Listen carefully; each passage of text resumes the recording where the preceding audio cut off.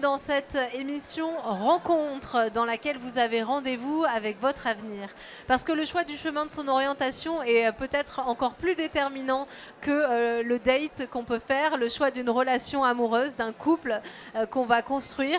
La rencontre que je vous propose aujourd'hui, c'est une rencontre dans l'univers tourisme, hôtellerie, restauration avec deux représentants de chez Disneyland Paris.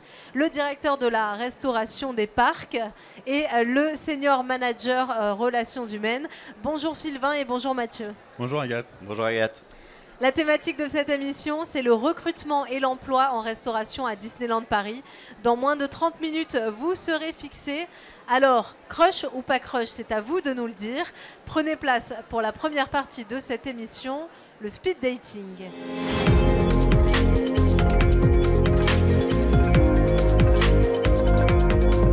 Le concept de cette première partie d'émission, Speed Dating, c'est une présentation très rapide de chacun d'entre vous. On va commencer, je crois, avec vous, Sylvain. Je vous donne la parole. Bonjour à tous, donc je suis Sylvain Costroy, directeur de la restauration des parcs. J'ai rejoint la société Disneyland Paris un mois avant l'ouverture en 92.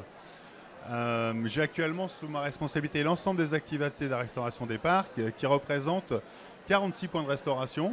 On détaillera au fur et à mesure de la présentation l'ensemble des points de restauration et l'ensemble des offres qui pourraient être accessibles à vous.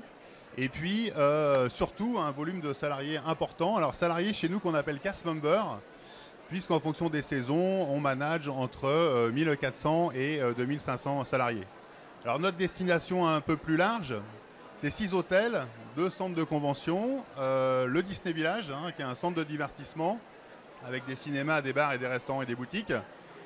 Et puis à souligner quand même que Disneyland Paris est leader en fait dans la destination touristique en Europe et que malgré un marché très concurrentiel, nous sommes ouverts aussi toute l'année, c'est toujours bon à savoir. Alors accueillir les visiteurs de toute l'Europe et du monde, c'est une grande responsabilité. Le secret en fait de ce succès est double. D'abord créer des expériences et ensuite surfer sur la qualité de la prestation qu'on délivre à nos visiteurs par le biais d'une formation, d'un accompagnement et de la bienveillance auprès de nos salariés. Je vais prendre le relais. Donc moi c'est Mathieu. Je donne mon prénom parce qu'à Disneyland Paris on se tutoie, parce qu'on s'appelle par nos prénoms. On est sur une ambiance qui se veut détendue et cordiale. Ça fait 11 ans que j'ai rejoint l'entreprise. Pour être totalement transparent, je ne pensais pas passer la période d'essai. Puis finalement 11 ans après je suis encore là. C'est une période d'essai qui a longuement duré. Exactement, c'est une longue période d'essai. Donc je suis senior manager en ressources humaines et je m'occupe plus particulièrement du Disney Village, des parcs, de la restauration du parc et toutes nos équipes merchandise pour le parc. D'où ma collaboration avec Sylvain. Tout à fait Mathieu. On va poursuivre avec la deuxième partie de cette émission, plus si affinité.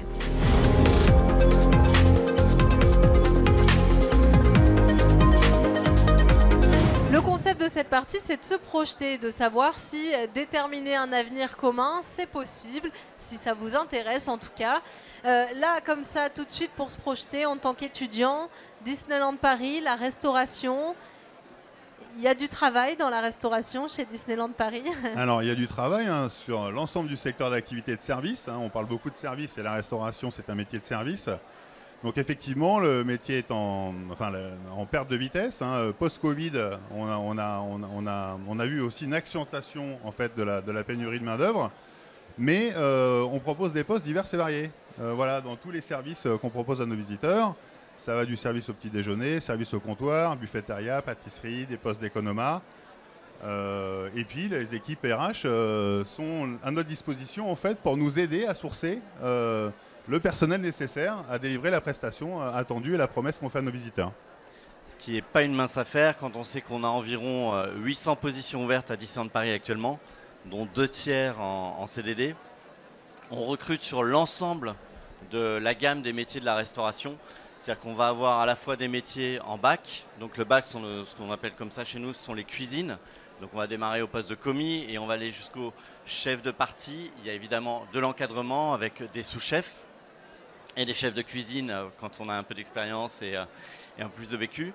Et on a aussi la partie salle, où là également on va déployer toute la gamme des métiers, de l'employé de restauration, en passant par les positions de serveur, demi-chef de rang, chef de rang, et ensuite les responsables qui vont pouvoir encadrer les équipes, nos assistants en restauration. Donc c'est pas une mince affaire de pouvoir recruter sur ces volumes-là et à cette dimension-là, parce qu'on est à Marne-la-Vallée, avec certains enjeux, comme le disait Sylvain, sur la branche, et auxquels vont s'ajouter nos propres enjeux de recrutement. On n'imagine pas qu'il y a autant de possibilités en restauration au sein de Disneyland Paris, même si on connaît, je pense, les parcs. Est-ce que vous pouvez nous présenter peut-être, on va dire, les restaurants dans lesquels pourront se retrouver peut-être les étudiants demain? Ça, c'est pour toi. Alors, l'objectif de notre prestation, c'est de répondre aux attentes des clients. Donc, effectivement, on a des restaurants en buffet, en service à table. On a ce qu'on appelle du snacking, de la vente à emporter. On a un atelier pâtisserie, on confectionne nous-mêmes nos pâtisseries. Et puis, on a la partie événementielle dans les hôtels avec nos centres de convention. Donc, on accueille des conférences. On fait aussi beaucoup d'événements spéciaux sur les parcs et à la fermeture du parc. On arrive à faire 2 journées en une. On a l'expérience client journalière, on ferme le parc et on réouvre le parc pour une activité complètement différente, parfois même en transformant l'activité dans les parcs, la partie restauration et spectacle, pour donner une expérience au-delà de ce qui est attendu dans une journée classique. Le client paye une prestation supplémentaire et donc on lui fournit une prestation supplémentaire. Alors on a 2 surfaces aussi où on fait d'événementiel qui s'appelle le Dôme au Disney Village, où on peut accueillir des séminaires de plus de 3000 personnes. Donc, qui nécessite bien évidemment du recrutement, des compétences et une organisation différente de ce qu'on fait habituellement tous les jours pour nos clients journaliers. Et il y a des perspectives d'évolution au sein de Disneyland Paris? Oui, Mathieu. ça c'est, je pense, une des grandes forces de Disneyland Paris, c'est qu'on va proposer véritablement aux collaborateurs qui nous rejoignent, aux cast members qui viennent rejoindre l'aventure, tout un parcours de professionnalisation et de développement.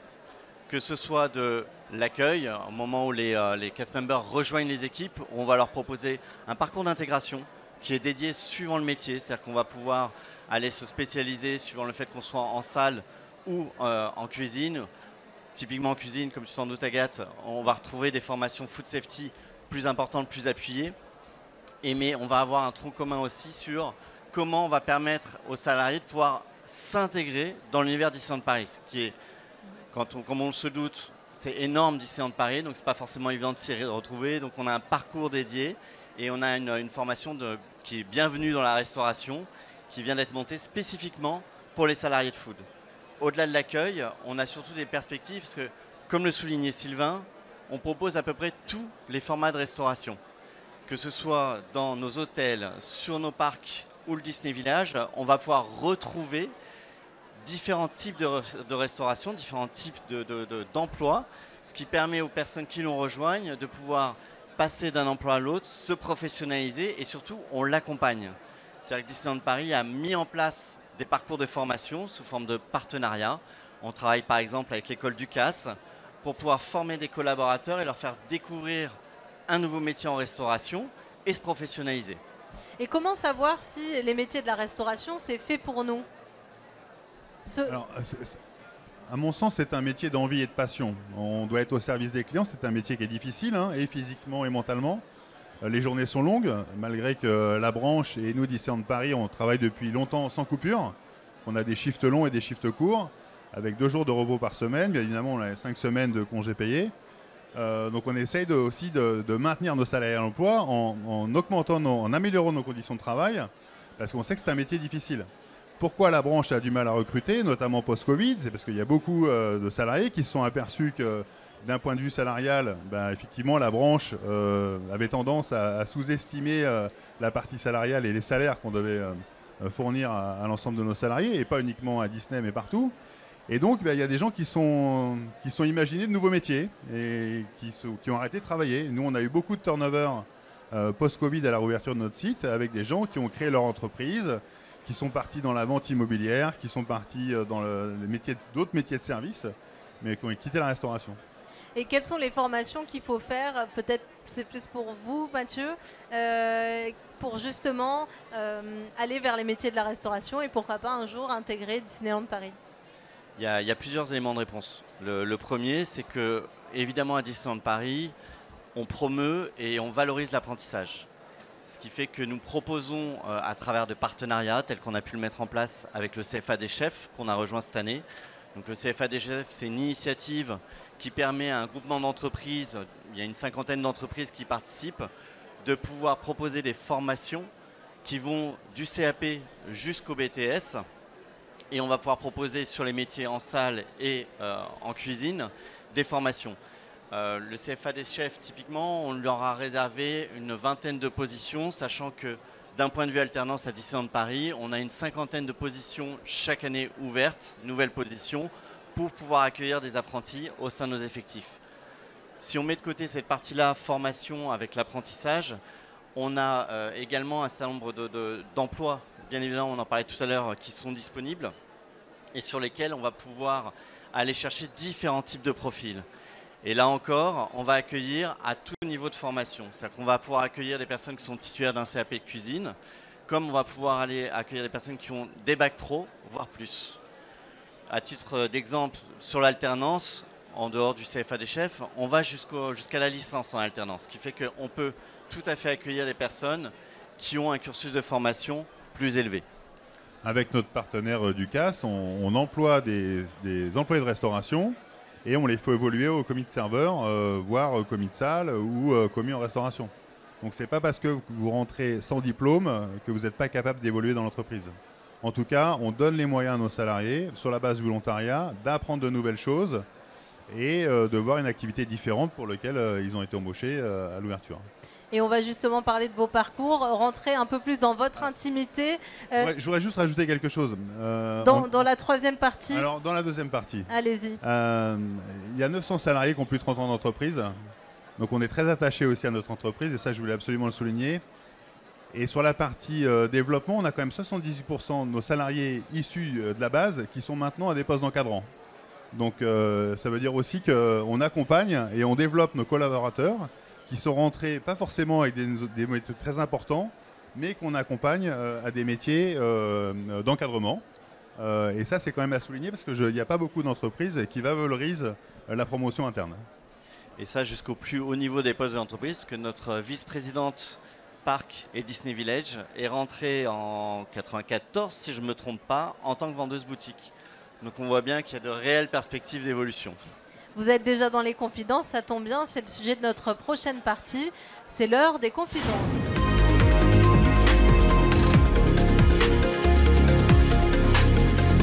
Et donc dans cette partie, on va rentrer un peu plus dans votre histoire, dans votre parcours, si on peut dire votre intimité. Comment ça s'est passé pour vous? Alors Mathieu, vous en parliez tout à l'heure, vous êtes rentré il y a 11 ans chez Disney. Racontez-nous un peu plus. Vous y croyez pas alors à votre avenir chez Disneyland Paris, pardon Mon arrivée à Disneyland Paris, elle s'est presque faite sur un malentendu. C'est-à-dire que j'ai loupé plusieurs fois mes rendez-vous avec les équipes casting à l'époque, on parlait de casting. Et finalement, quand on s'est vu, c'était plus un entretien, un échange qui a débouché sur une proposition de poste, mais sans que ce soit quelque chose de formel. Et finalement, ce que je disais tout à l'heure, 11 ans plus tard, j'y suis encore, après avoir pu me renouveler sur différents postes, toujours au sein des ressources humaines, avec différentes typologies de clients internes à accompagner.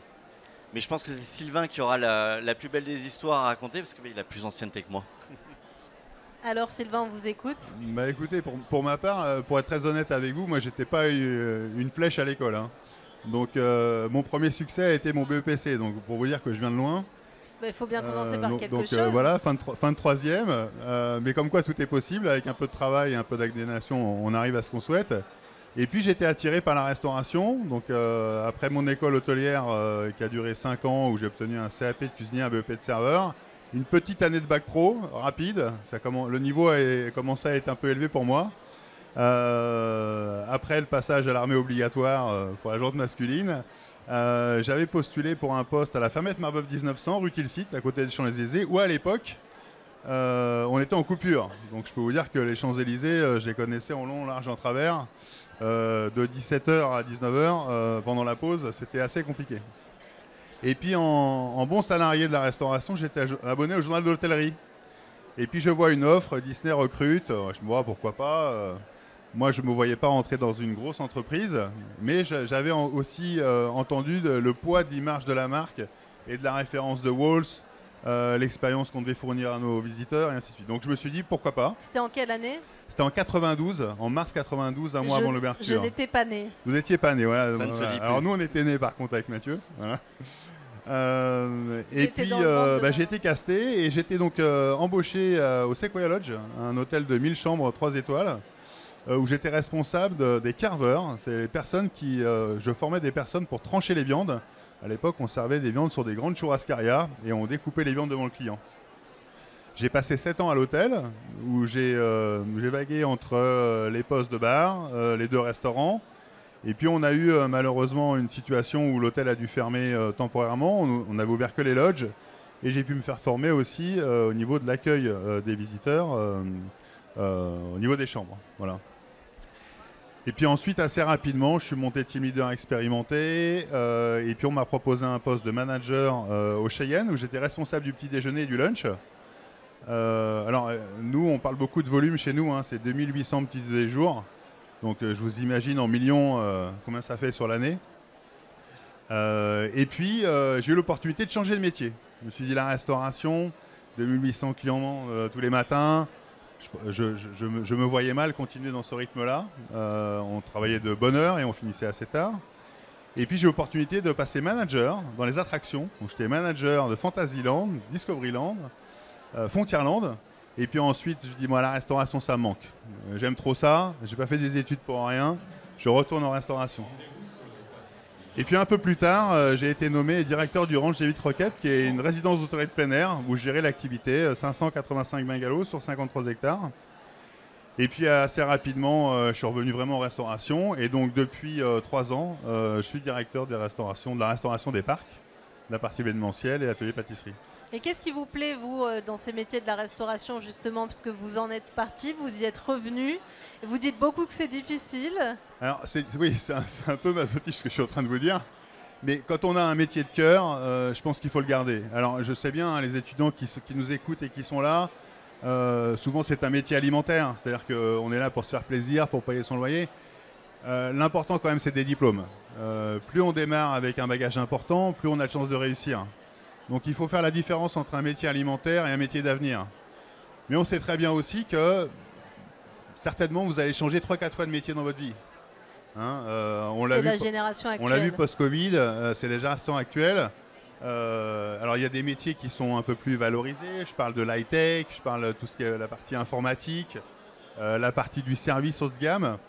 Nous on traite du volume. On est là pour faire plaisir aux gens, pour accompagner nos collaborateurs et surtout pour les faire évoluer. Donc on est plutôt une société bienveillante, à l'écoute des autres, et on met toujours la priorité sur nos collaborateurs, avant nos visiteurs. La priorité c'est collaborateurs et ensuite visiteurs. On est persuadé que si on attache une importance particulière à nos collaborateurs, ils délivreront un service de qualité à nos visiteurs. Et vous avez parlé de vos parcours, mais les choses ont beaucoup changé depuis, notamment en termes de recrutement, mais aussi dans les secteurs. Comment ça se passe aujourd'hui, Mathieu, notamment dans les profils que vous recherchez? Qu'est-ce que vous conseilleriez aux jeunes qui veulent se lancer dans les métiers de la restauration et qui se posent la question peut-être, parce que ce n'est pas pour tout de suite, de pourquoi pas chez Disneyland Paris? Qu'est-ce qui vous plaît chez les jeunes aujourd'hui, notamment? Alors, pour répondre à cette question, je pense que la restauration, et pourquoi la restauration à Disneyland Paris? La restauration, Sylvain vous le disait, c'est un métier qui souvent est un métier de passion, est un métier de cœur. Que l'on soit en salle ou en cuisine, sont vraiment des métiers où on doit donner énormément de soi-même pour un résultat qui est concret, qui est immédiat, qui est la satisfaction des clients, la satisfaction de nous, ce qu'on va appeler nos guests.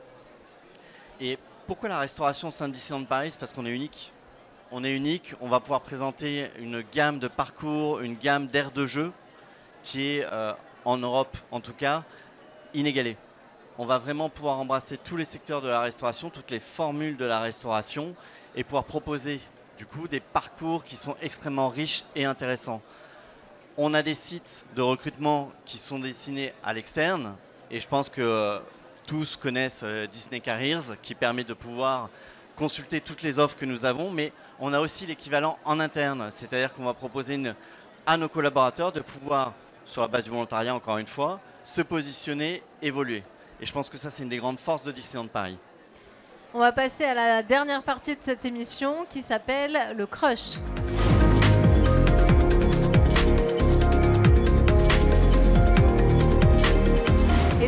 cette partie d'émission, vous allez tout savoir, en tout cas, on va tenter le tout pour le tout pour déterminer si notamment le secteur de l'hôtellerie, tourisme, restauration est un secteur qui est fait pour vous. 3 qualités que vous jugeriez nécessaires pour faire les métiers de l'hôtellerie, restauration, Sylvain, vous qui êtes au cœur de l'action. Alors, je vais reprendre les termes que j'ai exprimés auparavant. Je pense que c'est un métier de passion, c'est un métier difficile. Mais en termes de qualité ou de compétences? Pas forcément des compétences. Je vous disais, un employé de restauration peut devenir manager d'un restaurant et un serveur peut devenir directeur de la restauration. Mais pour un étudiant qui aujourd'hui ne sait pas encore se positionner, peut-être pour l'aider à se diriger au-delà du fait qu'il soit passionné, pour être sûr de son choix, peut-être Mathieu. Ce qu'on va aller rechercher parmi nos candidats, suivant évidemment les postes auxquels ils postulent et les prérequis que les postes vont avoir, ce sont des qualités comportementales. C'est-à-dire que nous, ce qu'on va aller rechercher, c'est du dynamisme, de l'envie. Parce que pour pouvoir, justement, comme le disait Sylvain, tenir ces métiers de passion, il faut avoir la patate, il faut avoir la pêche et il faut en vouloir.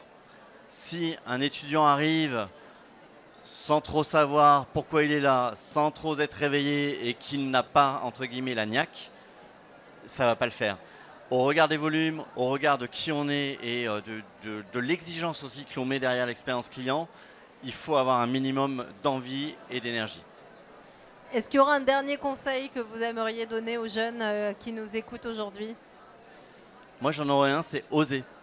Il faut y aller, il ne faut pas avoir peur parce qu'il faut tenter l'expérience. On ne sait jamais ce qu'on va avoir. On n'est pas à l'abri d'avoir un oui. Donc, il faut se bouger, il faut frapper aux portes, il faut postuler et il faut essayer. J'ai une phrase que j'aime bien qui est de dire « j'ai déjà le non, alors tente le oui ». C'est un peu ce que résume votre pensée pour le coup. C'est exactement ça. Un conseil, Sylvain, peut-être, un dernier? Comme disait Mathieu, je pense qu'il faut oser, ou pour une courte période, ou pour une carrière, comme j'ai pu l'avoir avec Disneyland Paris, grâce à l'accompagnement et à la bienveillance des collaborateurs qui m'ont aidé aussi à évoluer au poste actuel. Merci beaucoup à tous les deux. Merci Agathe.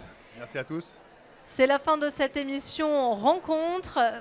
J'espère qu'elle vous a inspiré. N'hésitez pas à découvrir les autres émissions thématiques rencontres qui sont disponibles sur la chaîne YouTube de l'étudiant, notamment dans la catégorie journalisme, communication et marketing, mais également luxe, mode et design. Elles sont donc toutes disponibles. Passez une très bonne journée et à très bientôt.